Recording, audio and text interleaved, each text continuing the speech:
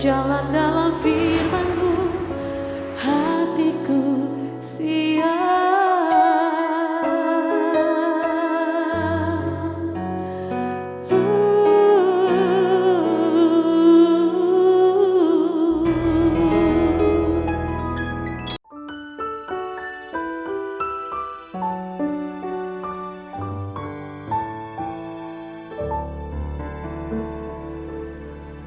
Salam, God Lover yang dikasih oleh Tuhan Yesus. Senang kita boleh bersama-sama kembali di acara Raise and God. Kita akan bersehati, kita naikkan pujian penyembahan kita kepada Tuhan.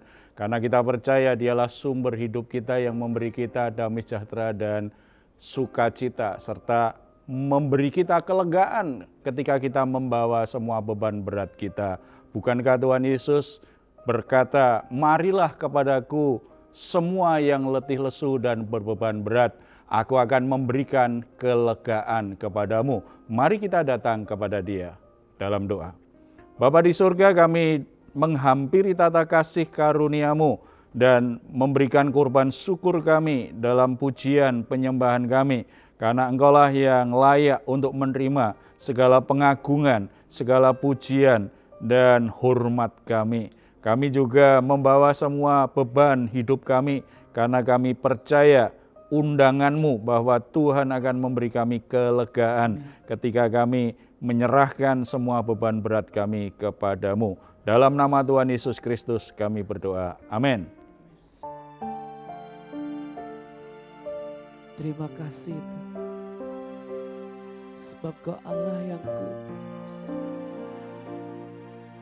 Glory bagi nama-Mu Tuhan. Haleluya. Terima kasih Tuhan. Glory bagi-Mu.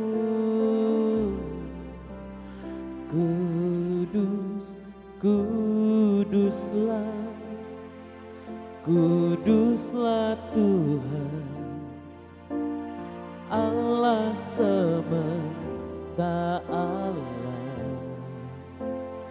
Kudus, kuduslah, kuduslah Tuhan. Surga bumi menyembah-Mu. Kami datang Tuhan, terima kasih.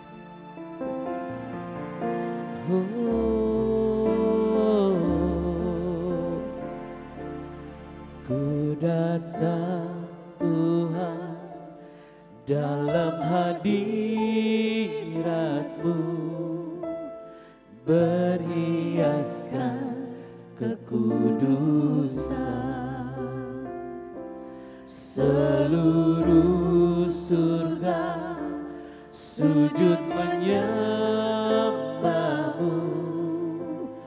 Ku tersungkur dan berseru, kudus, kuduslah, kuduslah Tuhan, Allah semesta alam.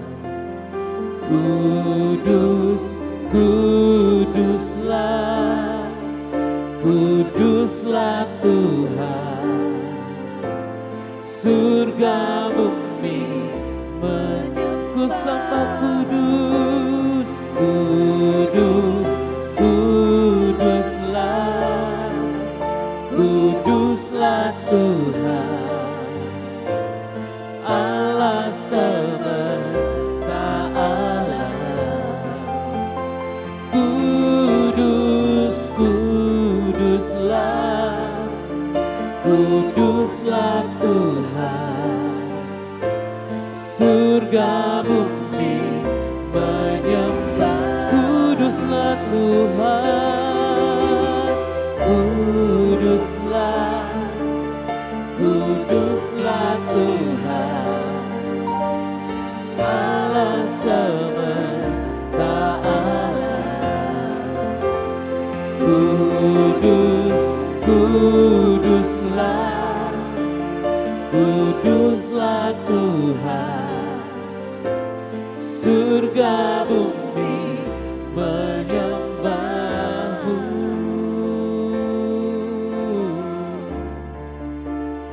Kuduslah Tuhan, sebab Kau layak disembah. Kuduslah namamu Yesus, kuduslah namamu. Kau mulia,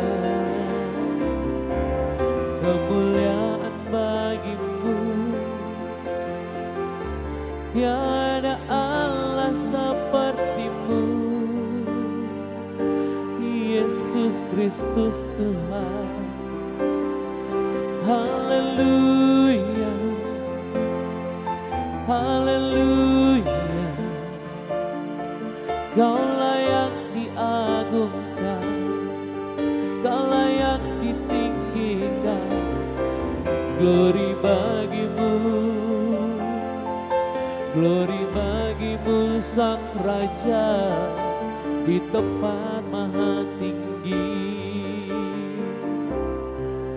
Terima kasih,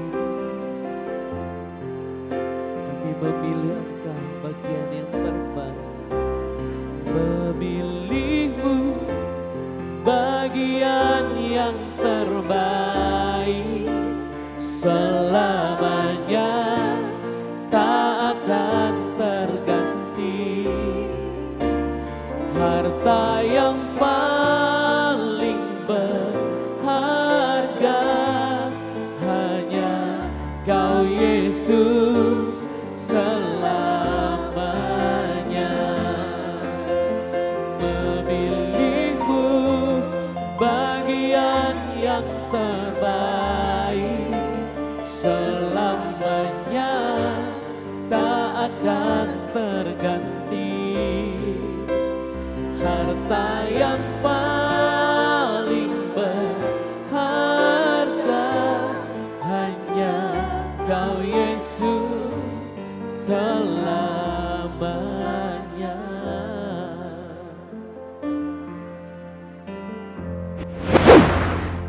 Ya, puji Tuhan, Yesus adalah harta yang paling berharga. Amin. Bukan berarti harta yang sifatnya materi kita tidak butuh, tetapi semua hal yang kita miliki, semua hal materi, kekayaan yang kita miliki, sebesar apapun, kalau kita kehilangan Yesus, berarti kita kehilangan harta yang paling berharga. Sebab Yesuslah harta yang paling berharga dalam hidup kita. Berbicara tentang harta nih, kadang-kadang orang kan pengen cepat kaya dengan jalan pintas, dengan berbagai macam cara. Ya, selain pergi ke makam keramat, pergi ke gunung keramat, memakai perdukunan dengan cara-cara okultisme, kadang-kadang juga dengan cara-cara yang lain. Kita akan sharing nih bagaimana pentingnya sebuah proses kalau ingin berhasil, ingin bertambah kekayaanmu, kalau memang dasarnya engkau tetap menjadikan Yesus kekayaan yang sejati, harta yang terbaik, oke, berproses tetapi dengan cara yang baik. Nah, sebelum kita masuk di situ mungkin ada yang mau sharing tentang hal ini.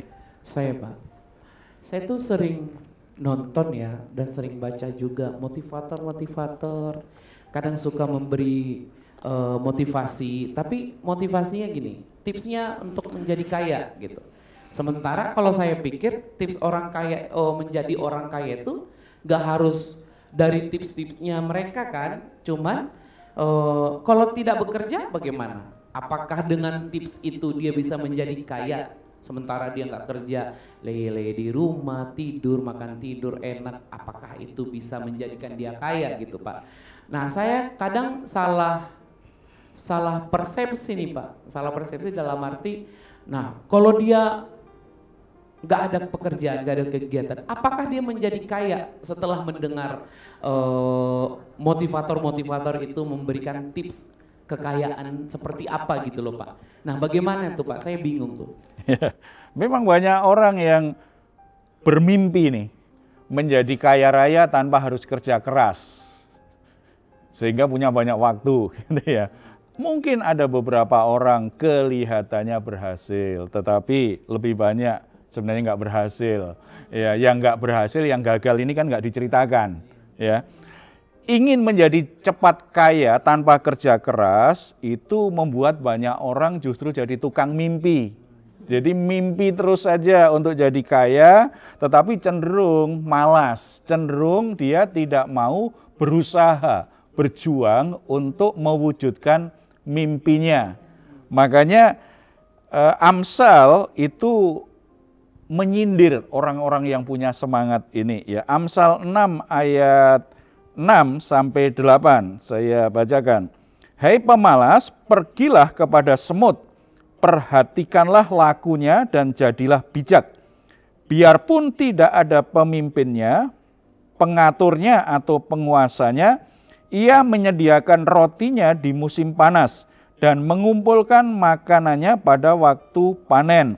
Jadi bagi orang-orang yang pengen cepat kaya tanpa kerja keras, orang-orang yang sebenarnya bermalas-malasan, sebenarnya malas dengan mimpi, pengen jadi orang sukses, pengen kaya raya, mimpinya. Maka Amsal menegur kita belajar dari semut. Ini sebenarnya sindiran yang sangat keras, karena kita ini manusia, makhluk mulia. Kita bangga dengan keberadaan kita sebagai manusia. Sementara disuruh belajar dari semut, makhluk yang begitu kecil. Ini kan sindiran yang sangat tajam sekali. Tetapi sayangnya banyak orang tidak sadar dan tidak malu tuh disindir untuk belajar dari semut. Nah, ini sesuatu yang sebenarnya lucu sekali. Manusia kelihatannya emang lucu ya. Kita sering lucu sebenarnya, tapi nggak lucu. Pengen lucu tapi nggak lucu. Ya, kita disuruh belajar dari semut. Ini sebenarnya buat kita tamparan keras. Kita disuruh belajar dari binatang yang begitu kecil. Iya Pak, itu sebenarnya apa yang bisa kita pelajari dari semut itu sebenarnya Pak? Banyak sekali. Selain pasti ya, belajar waspada, jangan digigit semut. Tetapi kita bisa pelajari banyak hal ya. Ada beberapa hal. Yang pertama, semut itu makhluk yang punya kepedulian yang luar biasa, saling peduli dan kerjasama. Jadi kalau ada makanan remah-remah makanan kita itu jatuh, ada satu semut datang, maka dia tidak akan makan sendiri tuh, ya kan? Apalagi kalau remah-remahnya itu cukup besar, dia akan memanggil temannya. Antar teman mereka saling peduli, mereka kalau ketemu itu kan seperti saling nyapa ini, nggak seperti kita ini. Kalau ketemu orang lain gitu pura-pura nggak lihat, apalagi kalau kita merasa sudah sangat sukses, sementara teman kita kere terus, itu kita berusaha menghindar, apalagi kalau lagi sakit hati, kita buang muka. Ketika ketemu orang, iya, coba kalau buangnya masuk got, waduh. Susah ngambilnya. Iya. Semut itu saling peduli dan senang kerjasama. Ini sebuah prinsip yang sangat baik sekali. Kalau kita ingin berhasil, kalau kita ingin secara ekonomi itu mengalami perkembangan yang baik, jiwa saling peduli, mau kerjasama itu sangat penting sekali. Banyak orang dapat kesempatan kerja baik, tetapi tidak bisa kerjasama dengan orang lain. Akibatnya kesempatannya ketutup. Dia sendiri yang menutup rezekinya. Karena kalau orang-orang, tipe orang sulit kerjasama, kesempatannya tertutup biasanya. Di kantor-kantor, di perusahaan-perusahaan, kalau orang bermasalah soal kerjasama, pasti tidak dapat kesempatan yang lebih baik. Karena ini mengganggu tim kerja, membuat produktivitas berkurang. Semut itu senang sekali kerjasama dan saling peduli. Nah, kalau ada orang-orang hanya yang pikir saya sendiri sukses, yang penting kerjaan saya sendiri, yang penting ini, pokoknya ini bagian saya sendiri, saya nggak peduli dengan orang lain. Orang-orang seperti itu juga, dia sedang menutup kesempatannya untuk berkembang. Dia sedang menutup aliran rezeki dalam dirinya. Karena kepedulian itu bagian dari proses hidup di mana Tuhan mengalirkan berkat-berkat-Nya dalam hidup kita, ya. Bahkan kalau kita belajar marketing atau belajar tentang prinsip-prinsip bagaimana bisa sukses dalam hidup ini, salah satu prinsip penting adalah sikap kita dan relasi kita dengan orang lain. Itu menjadi bagian penting untuk berhasil dalam hidup ini. Banyak orang tidak berkembang secara ekonomi, secara karirnya, karena apa? Karena memang tidak bisa kerjasama dan tidak peduli dengan orang lain. Egonya terlalu besar, harga dirinya terlalu besar, dan menganggap orang lain selalu di bawah dia. Dia makanya tidak bisa bekerja sama, tidak bisa menghargai. Belajar dari semut. Saling peduli, suka kerjasama. Itu yang buat semut itu akhirnya, tidak pernah mati itu. Berkembang biak dengan baik sekali. Kemudian yang kedua, kita bisa belajar dari semut dari sisi semangat, daya juangnya. Semut itu tidak pernah menyerah. Coba kadang-kadang kan ada remah roti yang agak besar. Sendirian nggak kuat, dia panggil temannya. Dengan temannya pun mungkin nggak kuat, padahal itu karena harus melewati misalnya lewatin kaki meja yang agak tinggi. Itu akan berjuang loh, tidak pernah menyerah, itu berjam-jam. Kita amati begitu, kita capek mengamatinya, tetapi dia tidak menyerah. Daya juangnya luar biasa.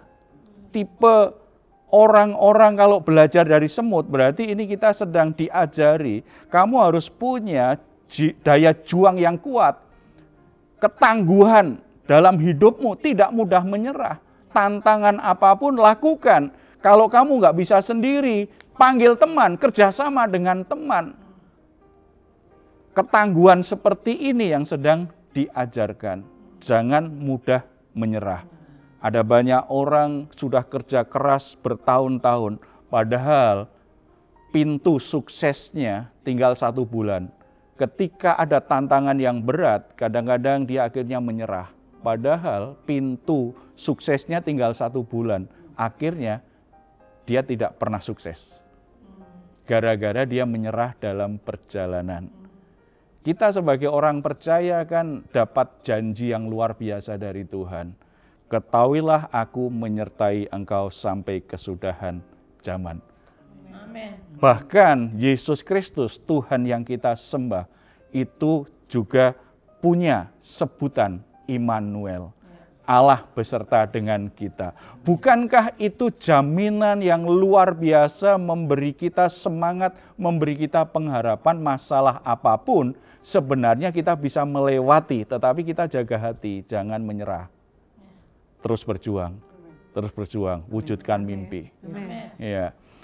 Yang ketiga, semut itu selalu berpikir jauh ke depan. Tidak hanya semua makanan itu dinikmati saat ini juga. Tadi di ayat 8 kan dikatakan, ia menyediakan rotinya di musim panas dan mengumpulkan makanannya pada waktu panen. Jadi semut-semut ini kalau di musim panas, itu sudah ada rotinya. Karena dia sudah kumpulkan, mereka sudah kumpulkan pada waktu panen. Jadi ketika banyak makanan, mereka tidak habiskan sekaligus. Berarti kan ini dikelola dengan baik tuh apa yang mereka miliki. Ketika situasinya musim kering, di mana makanan sulit untuk didapat, tidak kelaparan. Ini kan bicara pentingnya berpikir jauh ke depan, bahwa berkat yang Tuhan berikan kepada kita saat ini, jangan cepat-cepat dihabiskan. Kita kalau suka sesuatu, maunya kan nikmati semuanya. Kita lupa bahwa masih ada hari esok di mana kita punya kebutuhan yang harus kita penuhi. Ya kan, kita punya duit berapapun sepertinya kurang terus. Ya kan, kalau dulu gajinya pas-pasan, makan keluar bersama keluarga di restoran mungkin hanya sebulan sekali. Begitu duitnya nambah seminggu sekali. Begitu duitnya tambah lagi setiap hari. Makan di luar, maksudnya di teras ya Bu ya. Makan di restoran gitu ya. Demikian juga beli sesuatu, beli baju mungkin sebulan atau 3 bulan sekali. Itu pun kalau benar-benar butuh, tetapi karena pegang duit, setiap ke mall pasti beli baju. Tidak cukup 1, mungkin sampai 5. Alasannya dibagi tetangga. Atau demikian juga jalan-jalan, misalnya rekreasi, misalnya gitu ya. Jadi ketika kita punya, ketika kita kelimpahan, kita berpikir pendek. Sepertinya kita ini hanya punya kesempatan menikmatinya 1 bulan. Kita cepat habiskan itu. Kita lupa bahwa mungkin Tuhan masih kita umur panjang. Padahal dalam doa kita selalu pengen umur panjang. Tetapi kalau menikmati berkat, kita berpikir bahwa mungkin ini hari terakhir ini. Makanya cepat-cepat habiskan, gitu kan. Tidak, harus berpikir panjang. Apalagi yang sudah menikah, punya keluarga, punya anak-anak. Berpikir panjangnya tidak hanya untuk diri sendiri, tetapi untuk anak-anak kita ke depan.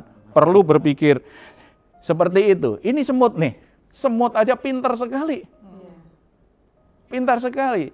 Oleh sebab itu kalau kita ingin punya masa depan yang baik, apa yang kita kerjakan diberkati Tuhan, produktivitas kita tetap baik, kebutuhan kita tercukupi, secara ekonomi kita stabil, makin hari bahkan semakin membaik. Mari belajar dari semut. Jangan merasa paling pintar, tidak butuh orang lain, tetapi bangun sikap hati, peduli dengan orang lain. Belajar bisa bekerja sama dengan orang lain. Lalu berpikir jauh ke depan, jangan habiskan berkat hari ini. Tetapi berpikir bahwa masih ada hari esok di mana kita mesti mempersiapkan diri. Apapun masalahnya, situasi sulit apapun yang saudara sedang hadapi saat ini, mungkin di pekerjaanmu, usahamu, saudara mulai merintis usaha, saudara mulai merintis toko, kelihatannya sulit sekali, belajar dari semut. Jangan menyerah, tetap bertahan, melangkah, wujudkan impianmu bersama dengan Tuhan. Amen. Sebuah kepastian dalam hidup ini, karena Yesus adalah Immanuel, Amen. menyatakan penyertaan Tuhan tidak pernah berakhir dalam hidup kita. Kita tidak pernah sendiri. Mari kita bersatu dalam doa. Bapa di surga, kami bersyukur karena Engkau selalu beserta dengan kami. Kehadiran Yesus Kristus dalam hidup kami menjadi sebuah jaminan luar biasa bahwa kami tidak pernah ditinggalkan. Kami tidak pernah menjalani hidup kami sendirian. Terlebih ketika kami menghadapi situasi sulit, pergumulan yang sangat berat. Tuhan senantiasa menyertai, hadir bersama dengan kami, memberi kami kekuatan, memberi kami pertolongan. Bapa di surga, ajar kami untuk tidak bermalas-malasan. Ajar kami Tuhan, agar kami bisa belajar dari semut yang selalu terampil untuk bekerja sama dengan orang lain, punya kepedulian dengan orang lain, tidak egois, tidak memakai berkat-berkat itu hanya untuk diri sendiri, dan tidak mau berbagi dengan orang lain. Tuhan juga beri kami keteguhan hati, supaya setiap saudara-saudara yang saat ini mungkin dalam situasi yang sangat berat dalam masalah ekonomi mereka mengalami situasi yang sangat sulit dengan bisnis mereka, dengan usaha, dengan pekerjaan mereka. Tetapi biarlah kebenaran firman Tuhan membangun kembali, memberi kembali semangat dan pengharapan, sehingga mereka mulai bangkit untuk mengatasi masalah-masalahnya. Mereka tidak menyerah dengan apa yang terjadi, karena mereka percaya bersama dengan Tuhan mereka akan sanggup mengatasi semua masalah yang dihadapi. Tuhan ajar kami juga, beri kami hikmat supaya kami selalu berpikir untuk segala sesuatu masih ada masa depan yang perlu kami siapkan. Tuhan berkati kami dengan hikmat juga supaya kami bisa mengelola berkat-berkat-Mu dengan baik. Tidak kami pakai dengan cara yang salah, tidak kami pakai dengan cara yang sia-sia, tetapi kami bisa mengelolanya dengan baik, bahkan untuk mempersiapkan masa depan yang baik dan untuk mempermuliakan nama-Mu Bapa. Terima kasih Bapa di surga. Tuhan, biarlah anak-anak-Mu dimanapun berada, sebagai anak-anak Tuhan, kami punya etos kerja yang sangat baik, seperti semut-semut yang begitu rajin, begitu setia, begitu semangat untuk bekerja, sehingga dimanapun Tuhan tempatkan kami semua, di tempat itu kami boleh menjadi berkat, kami boleh membawa kebaikan, membuat situasi dan keadaan tempat kami bekerja menjadi positif, menjadi produktif, dan berkat Tuhan tercurah di tempat itu. Terima kasih Bapak, Tuhan memberkati setiap kepala keluarga, setiap rumah tangga, pergumulan-pergumulan keuangan yang sedang dihadapi saat ini. Mungkin mereka sedang bergumul dengan masalah kontrak rumahnya, mereka sedang bergumul untuk modal kerjanya, mereka sedang bergumul karena kebutuhan anak-anaknya yang sangat besar, mereka sedang bergumul dengan keuangan yang besar karena ada yang sakit. Bapa di surga, kiranya Tuhan memberi jalan keluar, Tuhan berkati anak-anak-Mu ini sehingga mereka boleh memuliakan Engkau atas apa yang Tuhan sudah kerjakan. Jamah saudara-saudara kami yang sakit, jamah saudara-saudara kami yang mengalami kelemahan, jamah saudara-saudara kami yang sedang tertekan, dalam kuasa dan kasih karunia-Mu, mereka boleh mendapatkan sukacita dan kebebasan di dalam nama Yesus Kristus.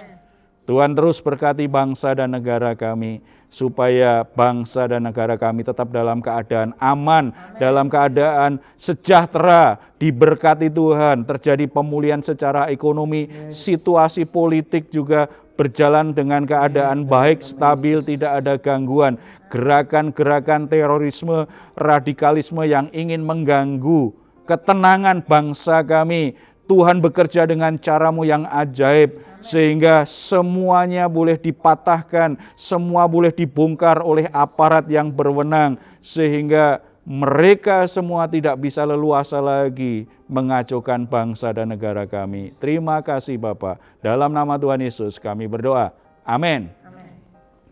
Saudara-saudara yang dikasihi oleh Tuhan Yesus, jika saudara punya pergumulan-pergumulan yang membutuhkan dukungan doa, jangan ragu untuk menghubungi kami. Saudara boleh menuliskan di nomor yang tercantum di layar saudara. Saudara boleh tuliskan apa yang jadi pergumulan saudara, tim doa kami akan berdoa secara khusus untuk hal itu, supaya saudara diberkati Tuhan, saudara ditolong oleh Tuhan. Kalau saudara ada komentar atau ingin sharing sesuatu, saudara juga boleh menuliskan di kolom komentar Diaspora Channel yang ada di YouTube.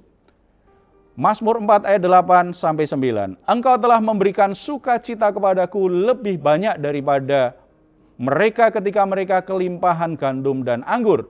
Dengan tentram aku mau membaringkan diri lalu segera tidur, sebab hanya Engkau ya Tuhan yang membiarkan aku diam dengan aman. Selamat malam, selamat beristirahat. Tuhan Yesus memberkati kita semuanya.